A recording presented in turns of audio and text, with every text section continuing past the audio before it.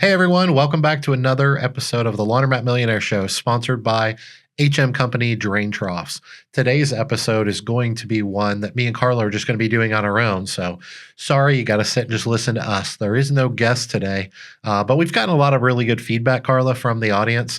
And you say that you like the breaking up of these episodes and us talking about our operations a little bit more. So we're going to try to throw 3 or 4 of these into each 20 episode season. So this is the first of season 5. So we hope you get a lot of value out of that. So today's episode, we're going to be talking about customer experience. And that sounds like a very vague thing, but we're going to be breaking down how we've evolved through the evolution of our business model of 15 years of owning laundromats, from unattended laundromats with basically a poor customer experience to all the way up to what we believe, at least to this point in our career, is our pinnacle. Not saying that we've arrived, but we definitely do things a lot better today when it comes to customer experience than we did 15 years ago. And so we're going to break down those 4 silos for you and how we've improved our business model. And by the way, when you improve the customer experience, you're able to charge more for your prices. So I know I'm big on banging the drum of raise your prices, but the truth is that we can't just raise our prices for no reason. We have to actually provide more value to the operations and to our customers and our communities to justify raising our prices. And this is one of the ways that we're able to get a premium price for our services in our market. So today, for our spotlight, I just want to draw attention to, if you hadn't seen it, we started a new Elevate Award, the Laundromat Millionaire Elevate Award, to recognize outstanding operators in the laundry industry that have really pushed the limits of innovation, customer service, networking, all the things that we really try to push in the Laundromat Millionaire platform. So our winner this year was Matthew Hilton out of Kansas City, Missouri. And as part of that, check out our page on the Elevate Award to learn more about Matt. Also, how to nominate people for next year's award. And also, as part of the award, we donate $1,000 from the Laundromat Millionaire platform to the charity of our recipient's choice. And our page is now updated for Matt's charity of choice, all about fighting cancer. So check out the page. And if you'd like to also contribute, there's a link where you can do so. But let's get on with the show. yeah, invest there first. There's nothing more important. No one has thought about this. These are essential things. These are not luxury items. So how much do they value your experience versus the experience of the laundromat up the road? Okay, so we decided that we have a lot of outtakes and flub ups. So we thought it might be entertaining for you all. So if you want to stick around after the closing little song credits or whatever, we're going to start cutting our mess ups and share them with you on a little outtakes reel. Hey guys, we claim that we're going to be authentic, and we are authentic. And the truth is, it takes a lot of work to edit a raw podcast and make it make it organic in that way, make it polished. And we're not polished. We're definitely not polished. And what we want to do is me and Carla were thinking about this, and we were like, one of our favorite parts of going to the movie is the outtakes at the end. Our boys just absolutely crack up at these things. And so why sit here and pretend to be some polished version of what we are? Now we know you don't want to sit through all of our mess ups during the episode itself. So we want to edit it down, make it very digestible for you so you can get the value you want. And if you don't find these things valuable, then that's fine. But if you do, we're going to start dropping a couple of our outtakes at the end of our episodes, just so you can see, one, that we're just regular old people like you every day, and 2, that all the work that goes into this that we have to edit out. And we hope it'll just add Make a little. Us sound a whole lot better than we do. Yeah. It'll just give you a little bit of comedic value, if you will. So if that's funny, if you find that funny and that's interesting to you, just listen to the end of the episode. But let's get into this episode. All right. So today's episode is all about improving your customer experience. And this is not something that we've always been great at, and we can always improve. But we get a lot of questions about different things that we do in our laundromats for our customers and services that we provide them. And so we thought this might be a valuable podcast for other laundromat owners out there to know some of the tips and tricks we've picked up along the way, some of the products we love, and also some of them even generate a little bit of extra revenue. So Dave, first, let's talk about, why do you think customer experience is so important? Well, I think other than the obvious, I think one of the things I want to focus on, Carla, is that I think a lot of us laundromat owners and small business owners, we don't really think that we can quantify these things. And I just want to point out to people to start this episode that we charge substantially more, and in most cases over double the profits and the margins that we had when we first got into the industry. And a big part of that, a big part of the reason we can justify that is because the investment we've made in these things. Now, you're right. Some of the things we put in our stores bring value to our customers and directly make us more money, like an ATM. We'll talk about that in a minute. Different things like that. But just the difference in the level of, poor safety, which I don't think anyone watching this episode would want or think that they have poor safety, but maybe it's average safety.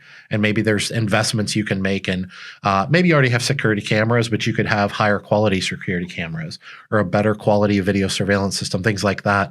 And when we do those things, while it's tough to quantify the value, the truth is we wanted to do this episode because I think there's a lot of people out there that really believe that they can't monetize that. Yeah. And it's tough to justify spending the money on these things if I can't directly correlate a monetization aspect to it. And we're just here to show you that over the 15 years we've been running a chain of laundromats, we've been able to do that, right? So I think that's like the premise for the whole episode is we started at the bottom of the industry with unattended stores that were open 24 hours a day that, frankly, when we bought them, they weren't safe, and it took a little while to get them safe, to having amazing safety and security. Is everything perfect? No. The ease of use of our stores and things like that is a big part of it, and we've improved by adding automatic door systems and handicap ramps and handicap parking spaces and ADA compliant restrooms and things like that. The customer service, when we first started out, we had unattended stores, which meant our customer service was atrocious. Now, I know you can invest in things like apps and technology and things like that that'll help you a lot, but nothing replaces a well-trained attendant. And so those are just some of the things. And then obviously the obvious things that you're thinking we're going to go with, which is amenities and different things like that. Those are kind of the 4 ways that we've broken down. What did we do in the past? What can we do better tomorrow than we did yesterday from an operations standpoint and from a facility standpoint? But I just want the audience to hear out there today that this is an investment, just like everything else in your business. You should be able to correlate a value to that, even if it's just year over year. And it just might be you get more traction. It's a competitive advantage. And can you quantify that directly? I don't know. But, you see more customers coming in or returning. I mean, it's in that revenue line, even if you can't say, oh, I paid this much for it and it brought in this much. So anyone who's listened to Dave knows he loves silos. He loves to compartmentalize things into little groups. And so for this podcast, he has his silos. So Dave has broken the customer experience into 4 silos that we're going to discuss. Those being, the first one is safety and security, the things we do to help our customers feel more safe. The second one is ease of use, what makes doing their laundry at our facility easier than another location. Third is customer service. And then fourth is some of those extra amenities that we like to add that maybe we don't see the direct revenue turnaround on, but there's those little extras that maybe will encourage someone to choose our store over another location nearby that doesn't have those little extras. So first, Dave, let's talk about safety and security. Well, before we actually jump into the 4 silos, Carla, I wanted to point out that I tried to put these in order of what I think was more important. I think this might be helpful for people. I didn't really discuss this with you, but I put safety and security first. And my thought process here is, if the store isn't safe and secure, does anything else really matter? Yeah. Because definitely not to that mom with kids. Yeah, I mean that's our avatar, right? So I don't think that's crazy to think that that's the most important thing. And a lot of people might put customer service second. And I kind of went back and forth on this, but I thought about it and I was like, when we think about things like ease of use, it can just be a plethora of parking or your geographic location or egress and ingress into and out of the store. If they don't arrive at our store, what happens inside doesn't matter, right? So that was kind of like a tiebreaker tiebreaker, although customer service is certainly important. That was a tiebreaker, is if they never come into our store because there's not an ease of use of just getting to the facility, and do you have parking adjacent to your building versus across the street and different things like that. That was kind of why I went with that being second. Customer service, everybody knows I'm a huge fan of that. There's a lot of things that can fall into that silo, but we'll break that down for you how we do that. And then amenities, I think they're insanely important, or are they more important than any of the other three silos? I think we would all agree that they're not. They're the icing. Yeah, the icing on the cake. For sure. So that's how I broke those things down, just so everybody understands. I'm not sure all of the bullet points we're going to hit in each particular silo are necessarily prioritized in this way, so don't take that as being the case. I just kind of threw them all in there, and we'll pull out a couple and highlight them and talk about them in more detail in each silo. But I just wanted people to know, I think that's actually much more, I think safety is more important than ease of use, and et cetera, et cetera. I don't know if that's helpful to you or not.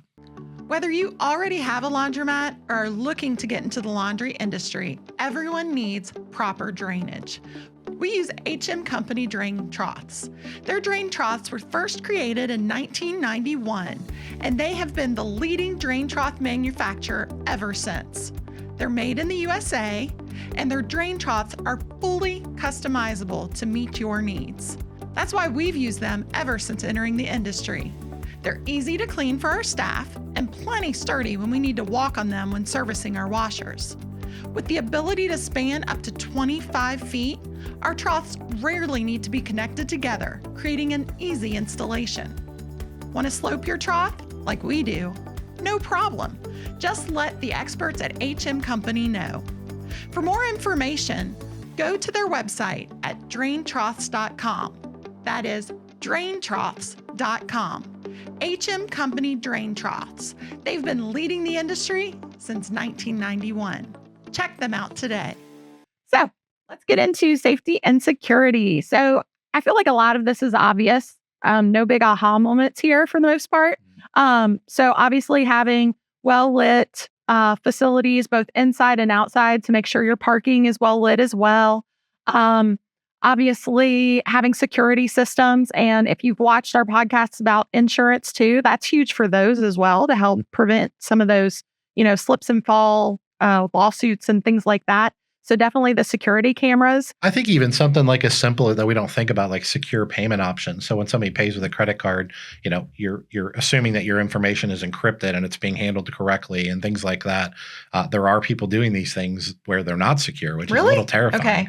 Yeah. I'm naively trusting. Yeah. I mean, these are small businesses. An example of that would be, can I pay with my credit card? Sure. Let me write down your credit card number for you. And they write it on a notebook, and then they run it through the POS, and then they credit this machine. I'm not saying probably anyone watching this episode is doing that, but can it be done in an insecure way? It can. Is it illegal? Yeah, it's illegal, but it can happen. So something just like that, every aspect of security, I think when we think of security, we just automatically think to like the bad guy robbing us and having a panic button in our store or something like that, which is definitely important to have.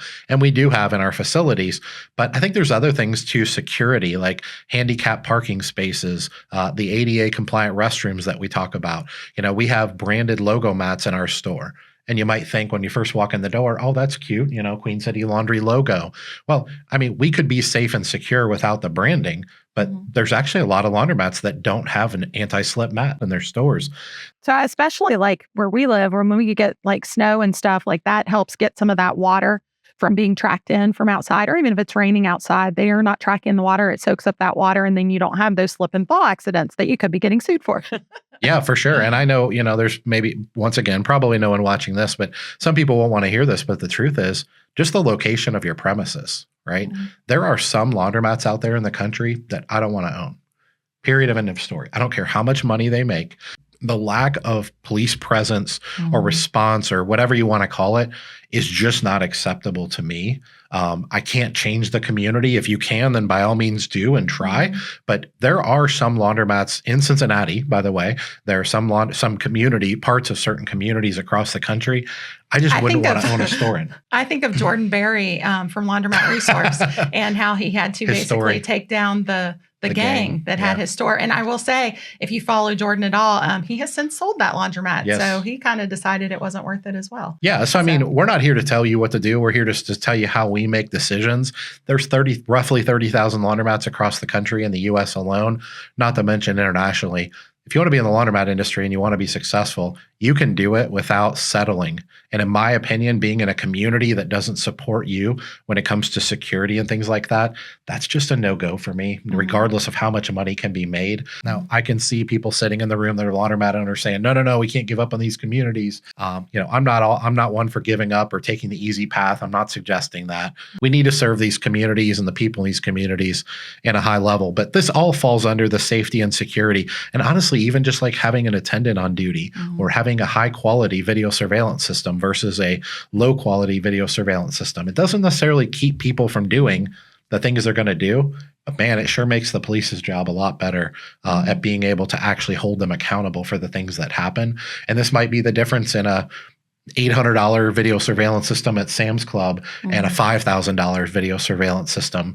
But if you think about it over the life of the system, let's say 7 to 10 years for a small business, it's really a fairly insignificant amount of money. It's $300 or $400 a year. A couple of tips and tricks with the surveillance system too that we've kind of picked up. One thing that we have added is some TVs that display all the camera images in our back rooms. So like for our attendants, we have some further back areas for storage and stuff like that. And if we just have one attendant on duty, if they go back to that storage area, they can't see the store anymore. So by putting that TV with a bunch of images of the camera system back there, they can still monitor what's going on in the store. And that helps for their monitoring, but also for their safety, because they can see if, somebody shading comes in or somebody's doing something.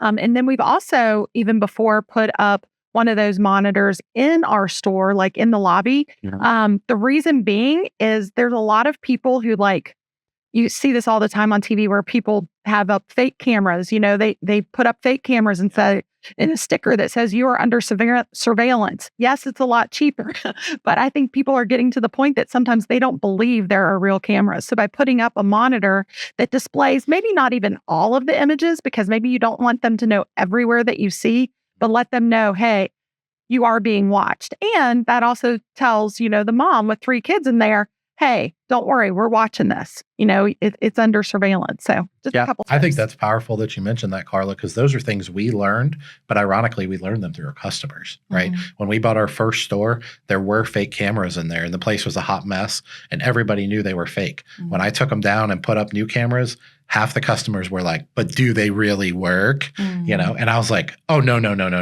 So we actually paid extra. We had a, monitor feed in the back. We had a separate monitor feed out front. And we did only put 4 cameras on that, where we had like 16 in the back room. We weren't going to show them all of our blind spots and things like that. But we put that system in, or we put that monitor out front. And we ended up doing that at our first 4 stores. To do just that. That's some powerful stuff. And honestly, if you just stop right there and don't even listen to the rest of the episode, if you're lacking in any of those areas and you're wondering if it's worth the investment, invest there first. Yeah, invest there first. There's nothing more important than the safety and security. And one of the things we didn't talk about is even just like the visibility from the windows. So I know we all like our branding and we like our signage in the windows and we want to promote our drop-off laundry services and all these kind of things. And putting, folding tables in the windows, you got to be really careful with that. And I'm not saying not to do any of it, but you need a good sight line, especially if you're an unattended 24-hour store. You can have proper lighting inside, and then if you pull all the blinds or you have signs covering everything up or you have a vending machine covering up every window, you don't have any line of sight from outside the building to inside the building, and that causes people to feel unsafe and unsecure. Whether they are or not is actually a different conversation, but it causes our customers to feel that way. And another thing that kind of goes into that too is even the layout of your store can help someone feel more safe or less safe. And sometimes you can avoid it depending on what your store looks like.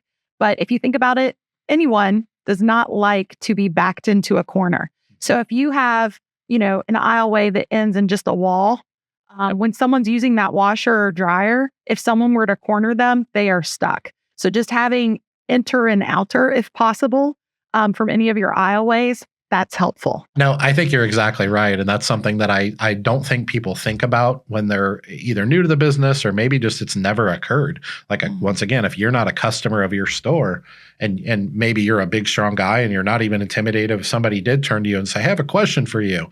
Well, always put yourself in your customer's shoes. What I always try to do is put myself in my most frail customer's shoes. Kids, elderly, those types of things. And, you can be open 24 hours. I mean, that's typically when the bad guys are out and things happen.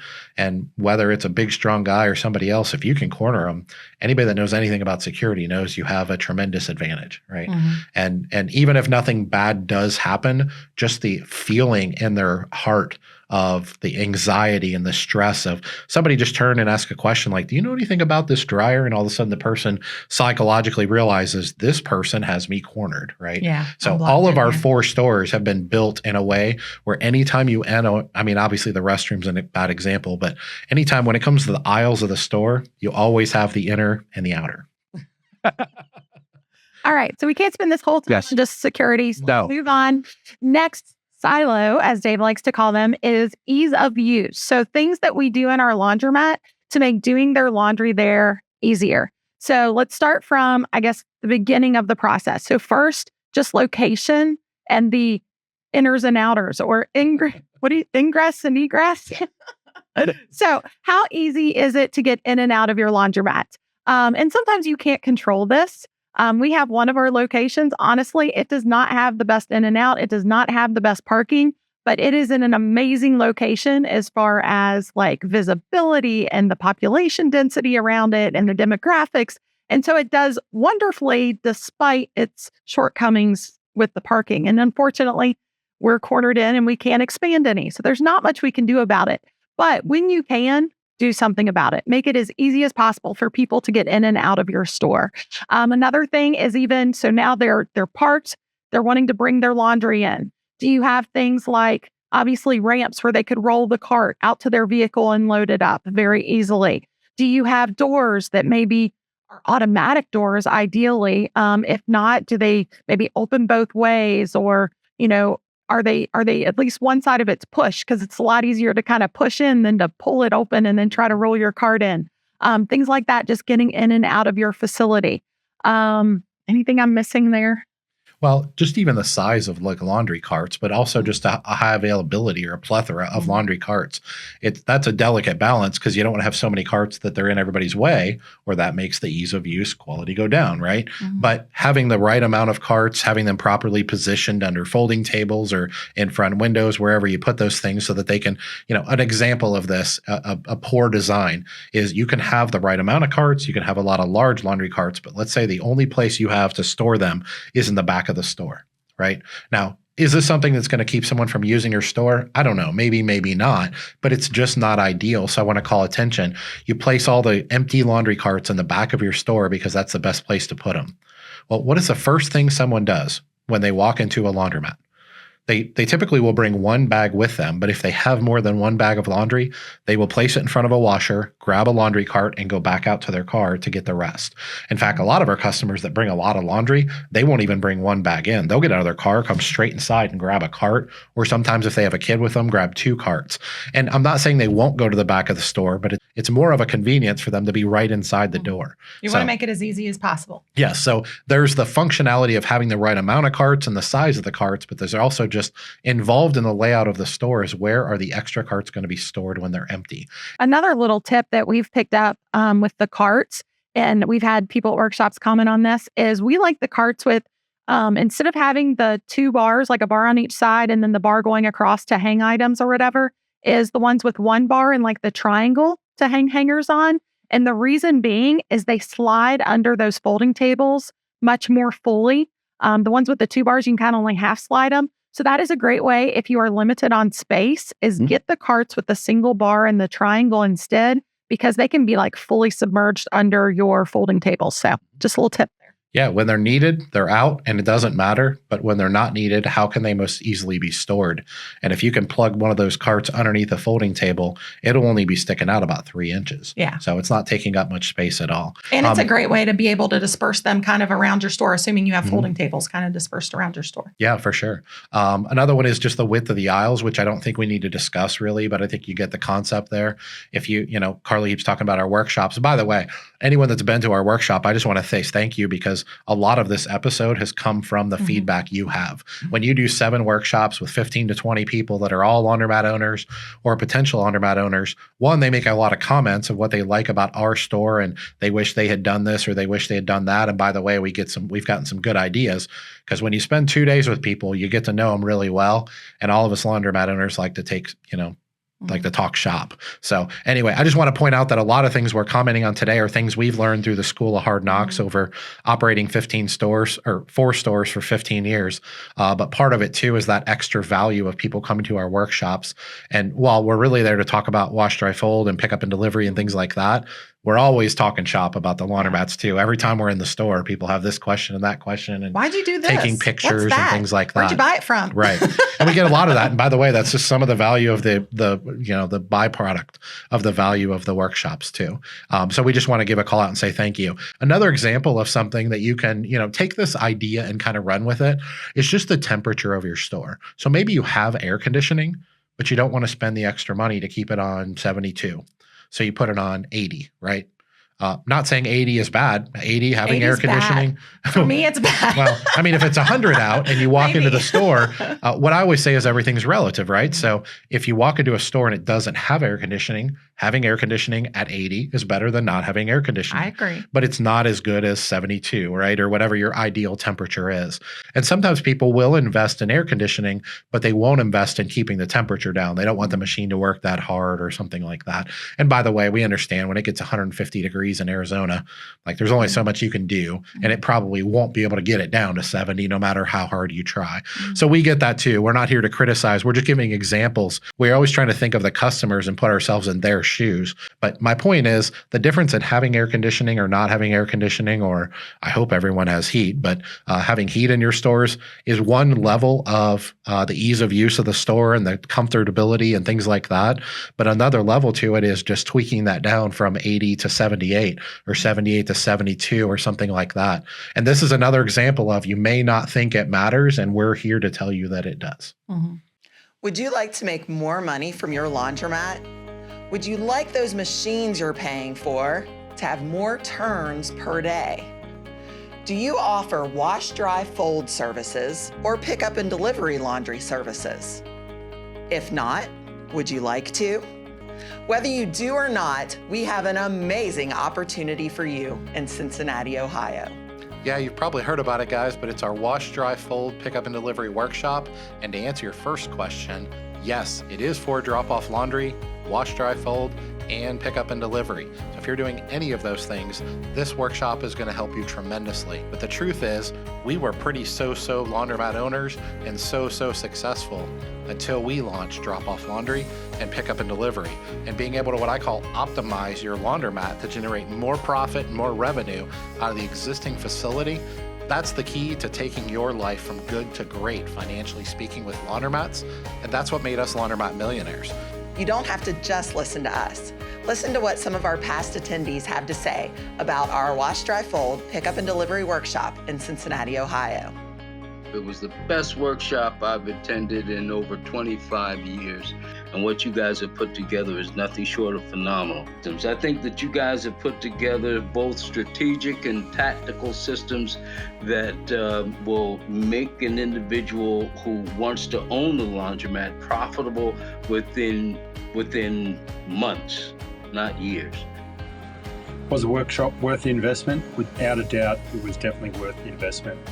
So not only did we have 2 very packed days with Dave and Carla and their team, both in the classroom and touring the facilities, but we also came away with this extensive 100-page handbook. And then after the workshop was completed, I received a bunch of electronic performers and templates that we've been able to use since the workshop. every day since the workshop, I've found myself referring back to either those electronic tools or the handbook I received. So, was it worth the investment? Absolutely, absolutely, absolutely. I cannot say that enough. This was such a blessing, and I am so very grateful that Dave and Carla put this together and are sharing their knowledge and experience with others to have this to grow their business and to become more successful. Thank you, guys. So are you interested? Go to laundromatmillionaire.com to learn more and see where you can register. So the next item in ease of use, this one's an expensive one, but we think so worth it when you can afford to, is the high quality machines with the newest touch controls. With our newest store, we did switch to the touch controls. We use Hipsch, but it also there's touch controls with other brands. But we've really found customers love it. It's very easy to use. It walks them through the process of how to do laundry, what steps you need to take. Also, it can translate into a bunch of different languages. So if you're in an area with a diverse population as far as languages they speak, there's that too. We just can't say enough about it. It's very nice for customer usage. Yeah, obviously I have a lot of conversations, and so does Carla, but I have more conversations on our group and social media and things like that. And I think this is shifting, by the way, but I think when it comes to touch controls, there's two trains of thought. One of them is it's a gimmick and I don't need to pay for a gimmick. And I would agree with that philosophy. But when we put it in our stores, we put it in our stores for one reason. My buying reason for that was simply because I believe that the touch controls would be an additional sales tool, right? Mm-hmm. I used to always say, and I still believe this because this has turned out to be true.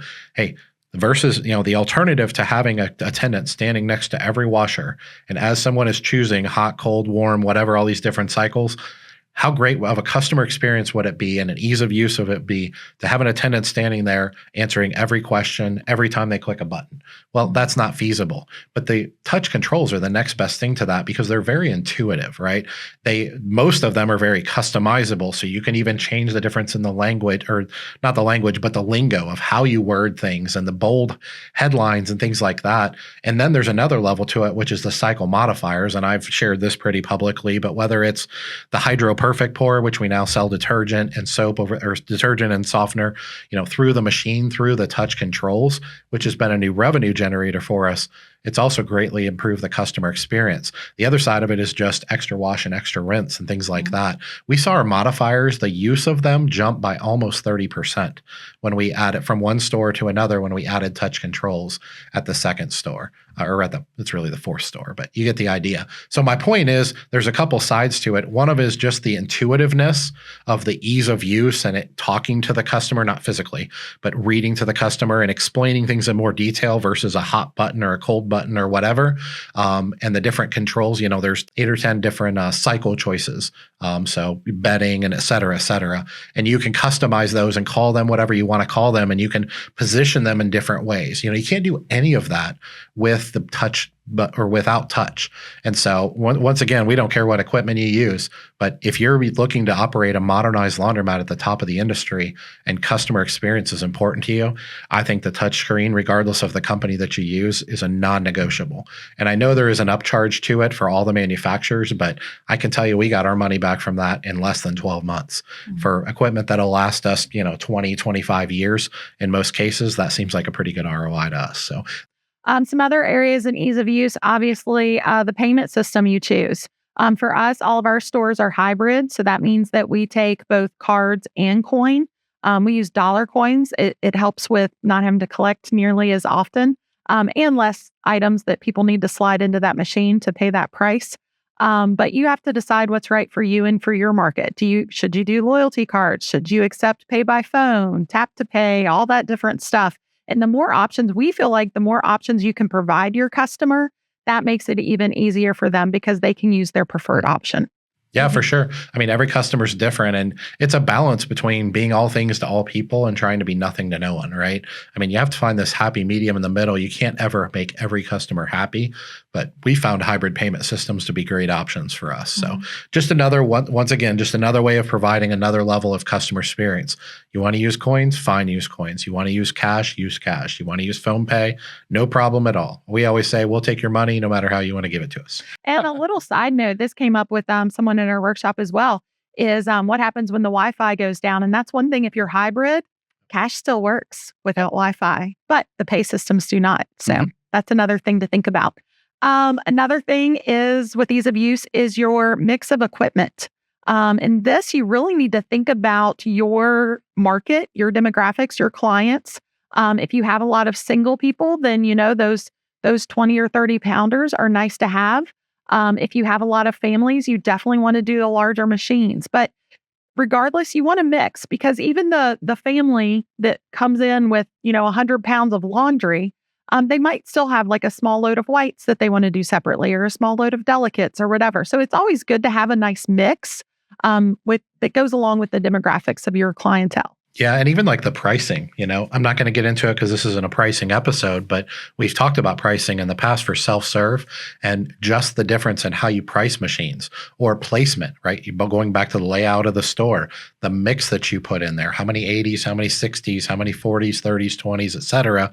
If you use top loaders, all those different things, even extraction speeds, right, can make a difference in 80G extraction and 200G. We haven't found a huge difference in 200 and 450, but there's definitely a difference. So you decide how important that is to you. Just the efficiencies of the equipment, that affects your margins, which is one way to look at efficiency. But another way to look at efficiency is how quick can I get my customer in to the washer department, get them over to the dryer department, and then get them out of the store. Some people aren't in a hurry to leave, but most people are in a hurry to leave. So how quick can they get their laundry done, get them in, get them over, get them out? That's a big part of the ease of use of the store, the customer expectations, and the experience overall. The last item in our ease of use, and this comes up a ton in our workshops, is if you do wash, dry, fold, and delivery, whatever drop-off delivery, whatever type of wash, dry, fold, is it getting in the way of your self-serve customer? This is something you need to be mindful of. And we get this question a lot, like, how do I know when it's time that I need to shift my wash, dry, fold processing to like a third shift when I'm closed, which is how we do our pickup and delivery. We do it all in third shift. So this is something to be mindful of.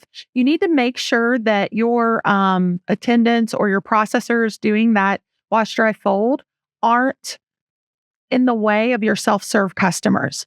Do you have self-serve customers waiting on washers and dryers to get done while you're doing these wash, dry, fold orders?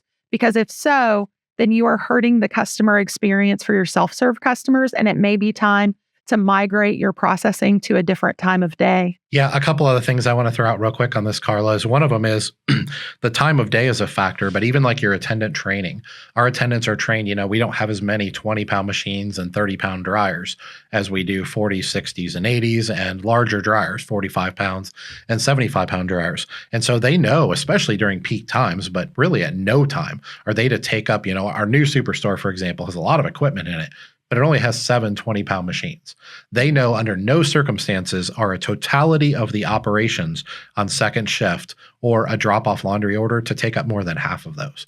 So they cannot take up more than 3 at any one time. And what we train them to do might seem counterproductive to you, but we're looking at the overall value proposition of drop-off laundry, pickup and delivery, and self-serve, is we tell them, hey, if you have a bunch of small orders and you need 7 20-pound machines, use 3 20-pound machines and put the rest in the 30-pound machines. We have 11 30-pound machines, so they can use 5 of those. Now you may say, well, you're spending a nickel more in water. And I say, yeah, I'm spending a nickel more in water to improve the self-serve customer experience. Because while there may not be somebody in the store right now that wants to use a 20-pound machine, they could walk in at any time. And so we can't control if other self-serve people come in and take up the other 4, but we have trained our team not to do that. So we would rather them use less efficient machines for drop-off laundry orders just to be proactive versus reactive. So you decide if you want to do that in your store. but we think it's a big part of it. All aspects of your operations when it comes to self-serve and the synergies of wash, dry, fold, and pickup and delivery are important to consider at all times. The training, the layout of the facility, where your employees are going to fold the laundry. And then, of course, we've talked about this ad nauseum, but we do over 90% of our production, and we do thousands of pounds a day in wash, dry, fold in our store when it's closed to the public. There is an art to that for sure. It's not necessarily as easy as it sounds, but there is a way to do it. We've been doing it for about 6 years now, and it's life altering. So I had a social media post the other day, and I'm just going to pound this until the end of time. Optimization of your store is going to be the way to provide the best customer experience on the self-serve end as well. So you don't necessarily need to go build a new facility. You can do that if you want, but you don't necessarily need a new facility, and you certainly don't need to cannibalize your self-serve business as you grow your wash, dry, fold business. And by the way, just another little tip, if your wash, dry, fold is getting so busy that it's getting away with self-serve customers, one of the ways to pivot away from that is just simply to raise your prices. You can increase your prices, which might lower your volume by 10 or 15%, which will improve the customer experience on the self-serve side, and you'll generate just as much profitability from lower volumes of laundry, and you've solved all of your problems. Now, is that a solution forever and ever? Amen. No, you can't just keep raising your prices forever, but it is especially a temporary solution. If you know you need to get to third shift, but you don't have the margins, or you don't have the team, or you're not sure about the flowability of things, or all those different things. And once again, we teach all these things in our workshop. These are things, everything we're describing for you in this interview, we do at our facilities. Mm-hmm. So that's actually a pretty good segue into our next silo, which is customer service. So this is a lot about our attendants and how we train them to really focus on customer service first. We train, all of our stores are fully attended, except for we do have one location that's open 24 hours. And it is not fully attended. It's not attended overnight. But luckily it's close to a police station. But but we train all of our attendants that their number one priority is customer service. Second is store cleanliness. And then third is processing those drop-off orders. Yeah. So the first thing to remember is, especially with entry-level employees, but with any level employee, I don't care if you have an MBA making $500,000 a year. In my opinion, one of the biggest mistakes big and small companies make is they bring somebody in to do a job, but then they don't prioritize for them or help them prioritize or make them a part of the process, right? And once again, I'm going to beat the dead horse here. We've been doing this for 15 years across a chain of laundromats. So we've tried a lot of different things that didn't work. But one of the things we did for the first 10 years, but we still encourage it, is just empowerment of our team. Hey, if you have an idea, you don't have the empowerment to just go change it, right? But we do encourage you to bring that feedback to us. Mm-hmm. We have a leadership team that makes all the decisions operationally for the business. We have a weekly 2-hour leadership meeting, and we will discuss any ideas that come our way. So one of the things we've been able to do is kind of segment down the responsibilities of our attendants. And people are always fascinated by this in our workshop. So we'll share with it here today. Carla mentioned the first priority is customer service. What does that mean? I'm an attendant. I'm an entry-level employee who just started. What does that mean, right? How do you break that down? And what we always say is, if a human being has a human problem, stop whatever you're doing and take care of that human problem. My point is, there's a fine line between micromanaging your team and empowering them and training them in the training, instead of just saying, I don't know, keep the store clean. You know what clean looks like, which is what a lot of places do.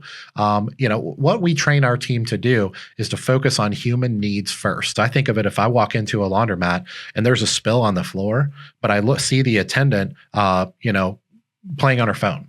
Okay. That doesn't seem very helpful, right? That doesn't seem like that should be happening, right? But if she's standing at the counter getting someone change, and a little kid just got locked in the bathroom and she's helping him unlock the bathroom, and she real quickly threw a caution sign over the spilled detergent on the floor. Okay, well, as a customer, I'm going to be pretty acceptable and tolerant of the idea that you haven't addressed this cleanliness issue, or maybe garbage cans overflowing or something like that, because I can see you're busy helping a human being. But if you're just chatting with your boyfriend on the phone for 20 minutes, that's going to be pretty irritating to me that the cleanliness is not being addressed. So we've always said, when it comes to the customers, if they're standing there and they have a human problem, Let's stop whatever we're doing as long as everyone's safe and help them with that problem. So here's some of the things we do to train our team members in customer service, but these are not all the things that we do. When an employee walks in the store, one of the things we try to do as most often as possible is to simply greet the customer. If you've ever sat down at a restaurant, the waitress walks up and she says, "Hi, welcome to blah, blah, blah restaurant. Have you ever dined with us before? No, or is this your first time?" We'll do something like that. And of course, everyone's going to say, "Yes, it's my first time," or "No, it's not." And we respond with, "Oh, well, welcome back," if it's not your first time, right? Or if they know it's a regular customer. And the second tied to it is, yes, this is my first time. And they'll usually have the deer in the headlights look, right? They're trying to figure out what's the difference in a washer and a dryer and where your restrooms are at and how do I get change and what payments do you take? They kind of have this look, and all you laundromat owners are nodding. You know what I mean? So they're trained at that point to proactively offer what we call a mini tour. Now, this is just a little 20 or 30-second tour of the facility. This is our change machine. All of our machines accept dollar coins. They also accept credit cards. You can pay right at the machine by inserting your card. They also take phone pay. Those are the ways that you can pay. These are our big machines. They're placed up front so you don't have to carry your laundry as far. Here's these, here's this, here's the restroom. Here we have 2 restrooms, but they're both unisex. So if anyone's in one, feel free to use the other one. These types of things. And we just walk through the process of, we have an ozone sanitization system. And just so you know how that works, I say every one of them should be a little 5-second elevator pitch, right? And if they have questions, some people want their hands held a little bit more. Some people want you to leave them alone. But that's a big part of customer service, and that's just in the greeting process. Then once they've been there for a while, especially for first-time customers, about 15 minutes in, or typically once they've started the washers, they get what? They get a break, right? They take a breath. They're a little bit more comfortable. Then they'll go and sit down. And we'll usually walk over to them and check back in with them. Is everything going okay? Did you have any other questions? And usually they're now shifting their focus from the washers and how to pay for laundry to the dryers. And where do I get laundry carts? And it's, can I get dryer sheets in the vending machine? And a lot of times these thoughts are going through their mind, and we want to be proactive versus reactive. We don't want to annoy them, but this is what we consider to be a pretty high level of customer service. In our superstore, which is 9,000 square feet, people walk in and they get intimidated really quickly. They can't even figure out where the counter is, right? Like, where do I find you? So that's another thing we train our team on. Now, in our smaller stores, it's not as much of an issue, but we'll train them. Okay, well, if you need anything, I'm going to be right over there by the red sign where it says customer service. So just come find me. My name is Sally, right? And you can do those kind of things if someone's properly trained and they do it over and over again. They can do that very fluid and very quickly in probably a 30-second time frame. And we call that a mini tour or a greeting or a combination of both. So that's just an example of one level of customer service aside from, change, or you see someone frustrated with coins, or you see them putting their credit card in, it's not working. Instead of going and hiding in the back and waiting for them to come and find you or hoping they figure it out on their own, we train our team to be proactive. Look for signs of frustration in their eyes and in their body language and be proactive. You look like you're having trouble. Is that machine giving you fits? Don't blame it on them. Don't make them feel guilty. Blame it on the silly machine, right? And just little tiny tidbits of things like that you do in your training, you reinforce. And then long-term, when they see their managers working in the store, they'll see the managers doing these same things. And the managers are typically going to be the tip of the spear, right? They're going to be the best at the things that they do. And they'll pick up little tips and tricks from them too. We call that ongoing coaching. So I know that was a kind of a long segment, but I think it's super duper important. So the next level to it is cleanliness. Do you want to cover that, Carla? I think we can just briefly hit that one. So store cleanliness, our attendants have a list posted of things that they need to do every shift. They have items that, if they have time, that need to be done, once a day, once a week, once a month, whatever it is. So there's always things that can be done. So when the customers are fine, they know this is my next priority, that I need to make sure the store is clean. And then our last part there is then they can do their wash, dry, fold orders. So the drop-off orders that come to the counter, if obviously attending to the person goes with the customer service. So it's a first priority when someone comes to the counter. But after they've checked it in, if they've done their daily cleaning duties and all the customers in the store seem to be taken care of, at that point, that's when they can go get those drop-off orders and begin processing them. Yeah. And on number 2, on the cleanliness, I just want to point this out real quick because we didn't always know this. We made this mistake. We used to have super high standards for cleanliness, meaning for what our attendants did and how they did it and how often they did it. And all the aspects of cleanliness was on them. And then one day we interacted with a commercial cleaning company, meaning a company that sells commercial cleaning products that are designed for businesses and restaurants and things like that. Let me tell you something. There's a big difference in the quality of the supplies that we were providing to our team to do their job. Even like the mop-it machines that we use in our store. Yes, that's an investment, but let me tell you how much easier it makes their job. And you may say, well, especially in a large store. Oh, for sure. I mean, you may say, I don't want to make their job easier. Trust me, you do. Okay. You want to provide them. You want to have an organized supply closet. You want to know where the overflow is. You want them to know, you want to have extra caution signs in the store. You don't have to go find one broken duct tape caution sign, right? Ease of use for your attendants. For sure. Because what that's going to do is that's going to make it easier for them to do their job. And what that does is that puts, in my opinion, it puts more responsibility on them. I always tell my team, you have no excuse between training and the investments that we make in our operations and our facilities and our organizational structure and the coaching and the supplies that we provide. We provide the highest quality cleaning products to you, tools and resources, dust mops versus a regular broom you'd sweep your kitchen with. Those are made for commercial environments like schools and hospitals and things like that. And unless you have a super small laundromat, giving them a 13-inch broom is just setting them up for failure. Give them a commercial grade broom, which may cost you 3 times as much, by the way. But once again, look at it through the lens of how much can I empower them? So that's just one more example. And then the last one I'll throw out there is if you're going to have a high level of expectation for your team, then you better be willing to compensate them, right?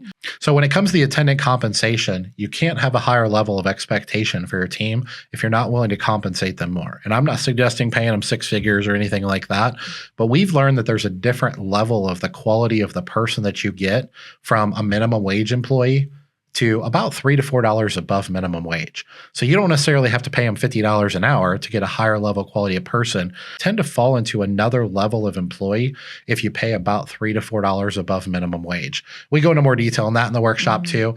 But my point is, if you're going to have a higher level of expectation of cleanliness and customer service, and you think, oh, Dave, that sounds great, but I can't even get my people to come into work. Okay, well, I would argue that maybe the reason that you have trouble getting your people to come into work is a combination of all the things that we've talked about, right? Make their job easier Yes. and pay them a little better. Absolutely. So our last silo that we're going to talk about, and this one's kind of a mix of stuff, but it's a fun one, are the different amenities that we offer. And this is constantly changing, improving as we learn about new products and services. Some of them are kind of fun. Some of them bring in some extra revenue. Some of them don't, but they all offer an improvement in that customer experience. So one thing is free Wi-Fi. Definitely, this is huge with our clientele to have that free Wi-Fi. Now you can't really charge for it, but something you can do is charge them with their email address. If you gate your Wi-Fi, you can require them to put in an email address to access your Wi-Fi, and that's a great way to collect emails.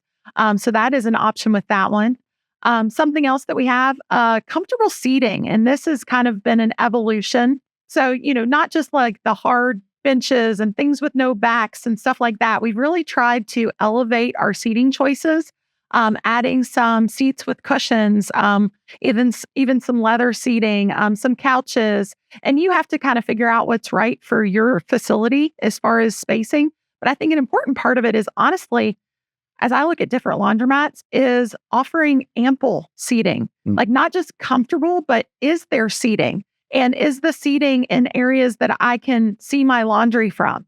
Like one thing is I know some laundromats will have like a little seating area in a corner, but that's too far away from maybe the kids area and you can't sit and watch your kids play, or too far away from the dryers or the washers where your clothes are, and you want to keep an eye on them. So not just having good seating, but kind of dispersing it around your laundromat, I think is critical.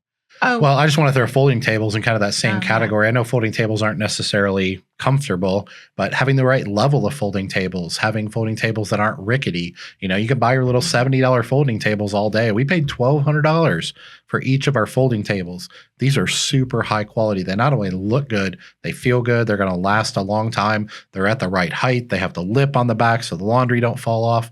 All these little details matter aside from what you were talking about, Carla, which is positioning and the number of folding tables.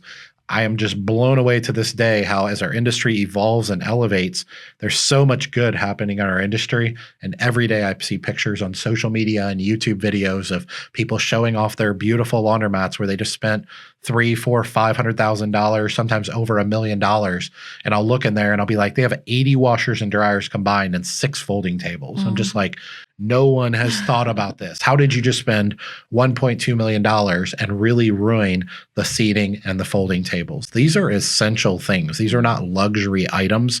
I know we call them amenities, but the difference in getting them right and getting them wrong can make a huge difference in the customer experience. Another thing I'll run onto, Carla, is just having vending machines and having them properly stocked and not having old yard sale vending machines that are brown and look horrible, right? They should match the aesthetics of your store. There should be some cohesiveness there. Even like having a kid zone, it can be small, it can be big. We have some small ones, we have some large ones. We have some where we give away free books. Having charging stations in your store. I know a lot of people will actually remove their outlets and turn off the breakers so that homeless don't come in and charge their machines. And I would argue that that isn't the solution to the problem. I know this may offend some people, but the solution to the problem is to actually solve that problem, which is safety and security, right? Not inconveniencing your customers in the name of safety and security, but actually solving the safety and security issue. So don't want to go on a tirade there, but around the folding tables, before we go a little bit more depth on a couple things, around the folding tables, we learned a long time ago, kind of by accident, that putting anti-fatigue mats in front of your folding tables, customers freak out over this. And they're not super expensive, but they're not super cheap, but they'll last you 10, 15 years. And man, they just really make the customer feel a little bit more comfortable when they're standing at the folding tables. Those are just a few examples. I know we have a couple other things that we want to hit in a little bit more depth. And once again, some of those might be kind of, duh, Dave, why free Wi-Fi? People like it. But just the details of, like Carla said, gating it and collecting emails and different things like that. By the way, you can offer crappy free Wi-Fi and you can offer super high quality free Wi-Fi. Some people say, well, I'm going to offer free Wi-Fi, but they don't need high speeds. Okay, well, then what is their customer experience like? Instead of spending $50, send $100 on your operations over the course of a month. That's not a big difference in cost, and you're going to provide a high level of quality. Yeah, because they might decide to go down to that neighboring one that has the great Wi-Fi so they can stream that movie while they do their laundry. We see it every day in our stores. Yes, definitely. Which kind of brings me to the next thing is some of like just the atmosphere and entertainment options. One thing that we've decided to do, so we do have TVs in our laundromats, but rather than turn up the sound on them, which can be kind of like obnoxious, a lot of noise, especially if you have different things on different channels. So we keep all of our TVs on mute. And then what we do is we do a professional music system that our attendants can control.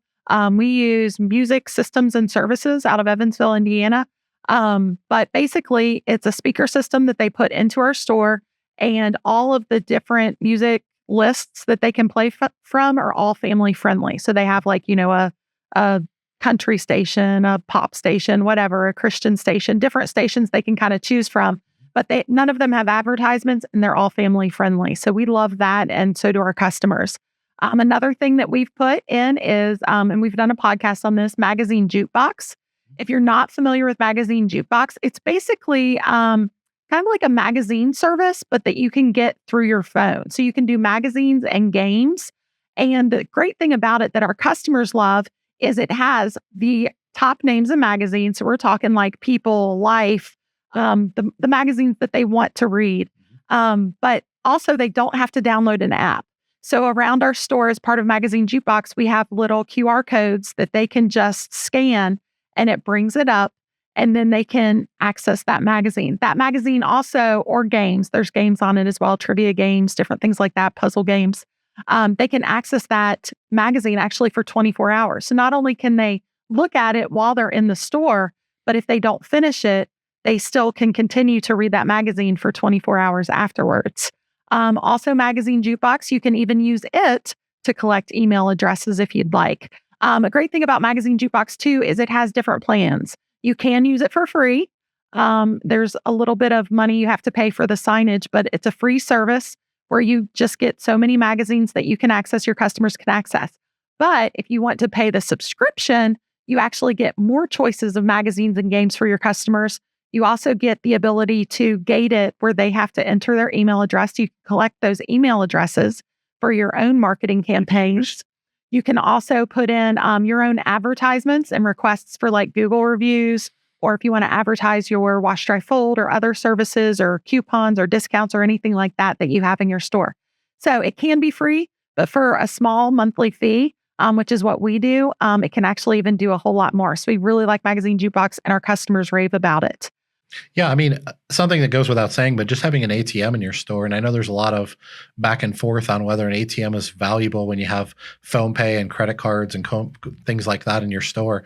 We used to be exclusively coins. Now we're fully hybrid, having the other options, and our ATM usage has actually increased. I can't really logically tell you why that is. Don't know why, but we'll take it. But we won't complain about it. So we don't know if they're getting cash to take when they leave the store and they just happen to be there bored, or we're not sure exactly what that is. But the ATM profitability is one aspect of it, but just the convenience of it, that keeps our customers from having to go somewhere else. And yes, I know we charge a fee for it, and not all banks charge fees. And, that's a decision they have to make. But once again, this goes back to the customer experience. And then the last thing we want to talk about is oh man, this is so controversial, Carla, the coin pushers. The coin pushers. And everybody says, oh, coin pushers are illegal in my state. And what I want to tell people is, I hope you listen to me loud and clear. Coin pushers are illegal in the state of Ohio, and we have them in 3 of our 4 locations. The only reason we don't have it in 1 is because it's open 24 hours, and we had some issues overnight, so we decided that wasn't a good idea. But there's a difference in having a traditional coin pusher, which are outlawed, and having what's called games of skill. So what we have in our store is games of skill, and they are still coin pushers. There's not a whole lot of skill. We're talking about you can like stop the movement of the pusher at one point, or you might be able to like shoot the coin in a different area, like not rocket science skills. Yeah. So what I want to point out to people is, as you can imagine, when laws were passed and allotted, I think it's 38 of the 50 states or something like that, when laws were passed to ban coin pushers, the manufacturers of the coin pushers looked at the law and said, but skill games are not illegal. So how about we just alter the manufacturing and put a button on them where the tray that rolls up and down, you hit this button and it's called a skill stop button, and it just stops the tray temporarily, and that creates skill. And then they made the coin mechanism slide back and forth, which creates skill and things like that. And now they're classified coin pushers that have these options, which I think they all do nowadays, are classified of games of skill. They are 100% legal in almost every state. If states check your state though. Yeah, if states had laws against games of skill, then you can't have them. But if they have laws against coin pushers, you can use these as long as you get one with these couple features and options. And it didn't even really change the cost of the manufacturing of the machines. So every time they pass a law to try to go into gambling and things like that, the manufacturers will usually find a way around it. But here's what we want to point out. Something we learned, because we're not big fans of gambling and we're not big fans of people gambling in our stores. It's not really how we want to make money, but we learned something about the coin pushers. And what that is if you add a prize tower to your coin pushers, it completely changes the game. Pun intended, right? So what happens is we put these prize towers in our stores, and we have a coin pusher, and a small change machine for quarters, because they do run on quarters. And then we have a prize tower in the middle. The prize tower has 5 boxes on them, and each one of them are numbered separately, and we'll have 5 different keys to these prize tower boxes. Each prize tower box will have, depending, every one of them's a little different size and height and everything. They'll have a combination of 2 or 3 different prizes in them. And we take the keys and they're numbered according to the prize tower box. We put those on top of the coins, okay, in the coin pusher. And so what happens is the customer will sit there and play the game. And of course, every once in a while, they'll win a handful of quarters. And normally they would just take those quarters and go home or keep playing the game, right? Mm-hmm. In this case, almost 100% of the time, they're not actually after the money, right? They're actually after the prizes. Our prizes are pretty good quality. So they're not easy to win, but they're very efficient in the way that they play the game. And so they'll take whatever money that they win and put it right back into the machine, trying to get that key to drop. And then the key does drop. It's not a gimmick. It's true. And when the key drops, they take key number A and they put it in door number A and open it, and they get everything in there. If there's 5 prizes in that box, they get those 5 prizes. And what we've learned is instead of it being a gambling machine now, it's more of a fun game. And the reason we bring it up is Prize one machine, like that's a right. claw machine. Right. And so the reason we bring it up is our customers tell us all the time that they come to our laundromats because we have coin pushers. Like they love playing them that much. We're thinking we spent $1.5 million on this facility and you come here because we got a $2,000 coin pusher in here and some free headphones or whatever that you could win in this game. But they love that. Not everybody comes there for that reason. But one of the things we want to point out is whether it's a kid zone, the charging stations, the free Wi-Fi, the high-speed Wi-Fi, high-quality Wi-Fi, seating, folding units, all these amenities we've been talking about, any one of these could make a difference to them compared to another laundromat, and that improves the customer experience. That raises what's called your value proposition in your market. So how much do they value your experience versus the experience of the laundromat up the road? So maybe you can't do all these things. Maybe you can only do one of these things right now, but I would encourage you to look at these. And by the way, we don't think we're perfect, so we're sure you guys have some great ideas. So if you're watching in the YouTube and Twitter and whatever, feel free to post in the comments. By the way, we never mentioned this, Carla, but if you would like and subscribe to this, if you're watching it on YouTube, it actually really helps us to promote the brand. We're not ones that jump into every episode and just say that right away. But if you would do that, it actually doesn't cost you anything, and it helps us out a lot to get the word out. But anyway. And if you can't get the prize towers, those are definitely the best option to go. I've also seen people use little rolls of, paper money, $20 bill, $50 bill. Yep. And that helps incentivize them to try for that prize or whatever. We put gift cards. Gift cards. We've done gift cards there. So if you can't do the prize tower, there are other options, but that really does help make the game more of a game, a little more fun. Like you're trying to win something, not just more quarters. But anyway, that's basically what we have for today is just a lot of information, a lot about different products and services we offer in our self-serve laundromats to improve that customer experience. Hopefully you got a few, as Dave calls them, golden nuggets out of this, a few things that you want to try out. If you have any other suggestions, like Dave mentioned, add it to the comments below and don't forget to hit subscribe. But that's it for today. So we will see you next time on the Laundromat Millionaire Show, sponsored by HM Company Drain Troughs. Thanks, everyone. Take care.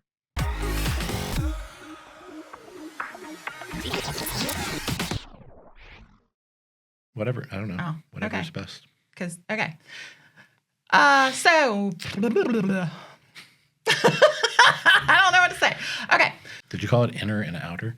Inner and outers. Inners and outers. I don't know. What would you call it? Well, ingress and egress, but it's typically associated I think with. that's of driveways. Well, it's a parking. Do you have an ingress and egress for an aisleway? Yeah, that's the same. The terminology is the same. Okay. Okay. Well, what should I call it? I don't know. Being able to easily move in or out of the aisleways. Yeah, inner and outer. Inner and outers. Yeah. But the pace of stuff. So I don't know what I want to say about that. You can't have what is it they old say, the wine budget on a beer budget, wine, whatever. I don't know. I just butchered that. You did butcher that. I don't know how it goes though. We don't drink. You can't have a steak on a hamburger budget. How about that? Whatever. Something like that.